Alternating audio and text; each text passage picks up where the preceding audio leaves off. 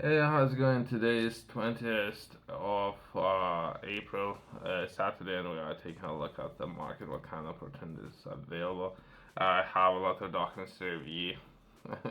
so, I don't know, should I break it down into two videos? Let's do two videos perhaps. In this first video, let's take a look at steel. I think it will be very important. So, myself, I have highlighted I understand the climate change, all these kind of great things, and how we're looking to reduce that, and people taking action to reduce it. But let's take a look at what kind of impact that might have on the steel production. I think UK gonna need to have a lot of steel domestically, and I think they would cut their production by half. So just because if they will change the furnace, right? To electric furnace. Roughly, this is how much they would be able to produce, right? But let's take a look at this article and see what has been highlighted. Since I believe it will be very important. I'm just happy that they have taken this action. So people up there, they so to say, they kind of know it. I'm kind of surprised that people know it. So let's acknowledge that, right?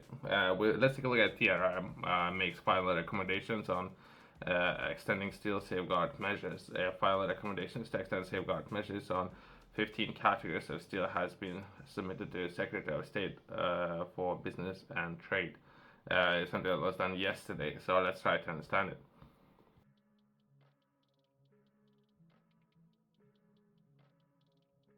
Briefly, let's take a look at for those of you perhaps who was busy. There might be a lot of people who are busy doing other things, but either way, so that would be Tata Steel UK will commission both blast furnaces in 2024, while the new electric arch furnaces will be commissioned in 2027. The Port Talbot mill will be dependent on slabs and coils from Tata Steel mills in India and or Netherlands and other suppliers in the meantime, including places like Germany, Spain, other European countries. But either way, the steelmaker said on January 19, 2024. So this is what's happening, right? So they're looking to reduce, perhaps that would be a lot of reasons, right? Let's take a look at the European strategy as well when it comes to importing steel. So based on how steel was produced in the first place, there might be tax on importing. So that would be carbon tax. So if steel production would be done with electricity, there would be advantage in the market the way how steel would be produced. So that's important to mention. I have review some of those documents that more than likely will come into effect very soon. But let's come back to today's article. Let's come back to today's article. That will be the Trade Remedies Authority. Okay, okay. Seeing this authority for the first time has made its final recommendations on extending the UK's steel safeguarding measures to the security of the steel for business and trade. The Secretary of Steel will first review the TRA recommendations before publishing their decision. The TRA has recommended that the measures which protect the country's steel industry from surges in imports and extended for the further 2 years under the WTO World Trade Organization rules. The Department for Business and Trade allows international parties to comment on the TRA's final recommendations during a period of consultation. Perhaps in the market there's different companies, right, who can potentially manufacture and or produce steel a lot cheaper compared to UK's market. So it's a very competitive market. So my own recommendations, right? They should keep it, perhaps reduce it, but keep it. Do not do not eliminate domestic production of steel. Steel is very important.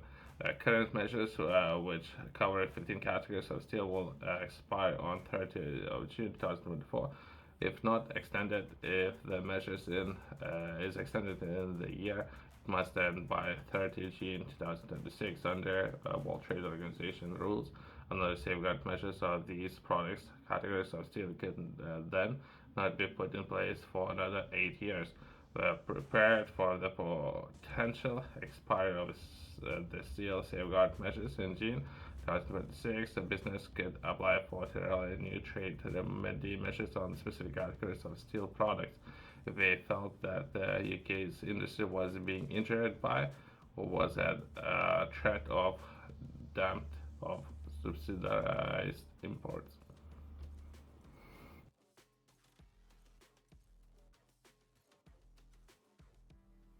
So I had different expectations. I thought they proactively, I thought this department proactively was taking a look at the market to determine need of safeguarding entire production and or perhaps if we can perhaps reduce if it's been manufactured at the cost. So perhaps you can reduce it but keep it, right? But either way, so if it's not proactive, I was giving too much credit, right? TRA has been this extension review of the safeguard measures in September 2003. It concludes its review at TRA found that the imports will be likely to increase if the safeguard measures were to expire. The review also found that it's likely that the serious injury will be recur on UK's production across 15 categories of steel if the safeguard measures were to be removed. Parties affected by the extension review initial findings, such as importers or exporters of the steel production in UK production and similar productions, had until 7th of March 2024 to respond to the findings set out in not necessarily that would give a full picture because there are other laws, right? Then importing and how and where and how expensive it could be with other laws coming into effect, that would be Green Deal, all these kind of things, right? So that not necessarily would cover everything and what would be very important, right? They're covering just domestic production only. There's other laws.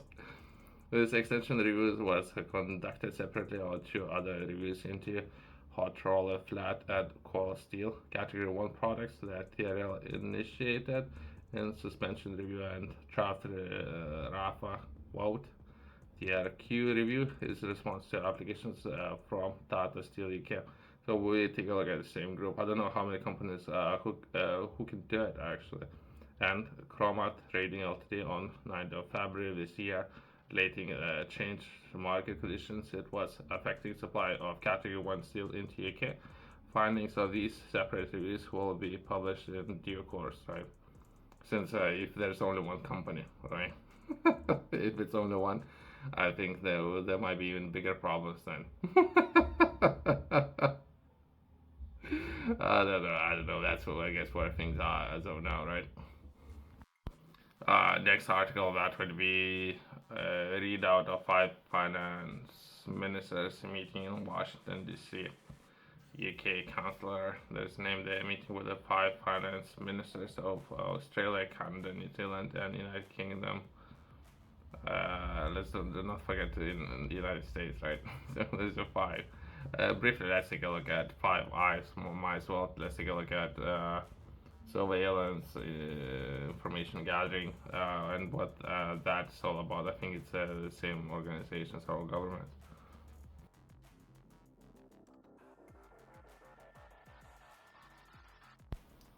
5 Eyes Intelligence Alliance, comprising Australia, Canada, New Zealand, and or United Kingdom and the United States, all of these being parties of the multilateral UK-USA agreement.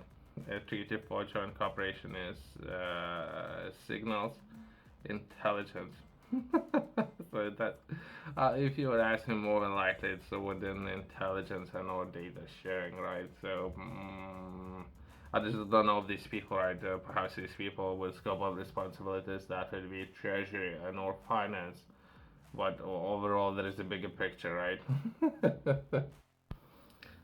Meeting was hosted by Secretary that's named in the U.S. Department of Treasury yesterday alongside IMF and World Bank's spring meeting. Okay. So IMF and most recent loans that potentially could be lent to places like Egypt, right? And all, some of the projects within Egypt potentially for other governments looking to come in and build some cities inside Egypt, right? I don't know if you're asking, perhaps that has something to do with it, but either way, let's progress. finance minister exchanged views on shared economic security priorities and common economic risk and vulnerabilities faced by partners and global economy from over concentrated supply chains. Okay, so perhaps they think that's a problem, right?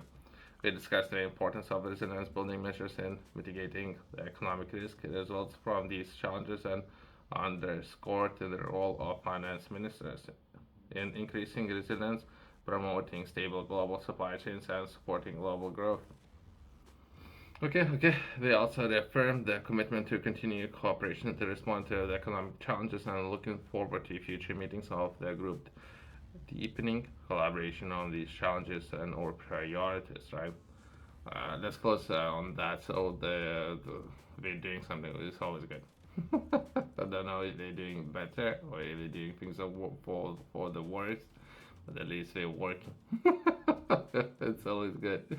Let's progress to the next video. Let's take a look at potentially the same things that we just been discussing. Supply chains and some of the discussions on resilience, building partnerships, those kind of areas. If that's what they're looking to address, let's bring more attention to that, right? Let's progress to the next video. Thanks for watching. See you next one.